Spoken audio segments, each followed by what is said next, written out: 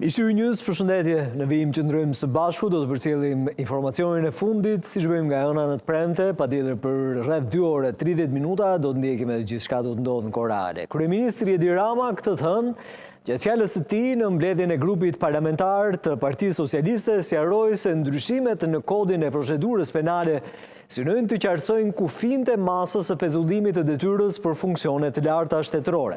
Rama theksoi se pezullimi një ministri cënon funksionin dhe jo individin, ndërsa ndryshimet e propozuara nuk prekin pavarësinë e pushtetit gjyqësor dhe mbrojnë autonominë vendimarrëse të pushtetit ekzekutiv.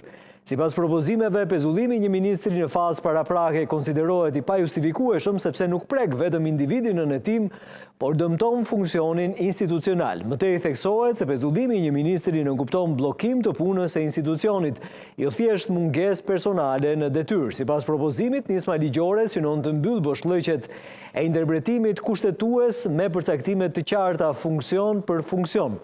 Mëtej theksohet se aktualisht neni përjashton personat e zgjedhur sipas ligjit elektoral. Me ndryshimet e propozuara, këtij rrethi do të shtohet Presidenti i Republikës, Avokati i Popullit, Kryeministri, Zëvendës Kryeministri, ministrat, anëtarët e gjykatës kushtetuese dhe kryetari i kontrollit të lartë të shtetit, shton mëtej në deklaratën e tij Kryeministri Rama.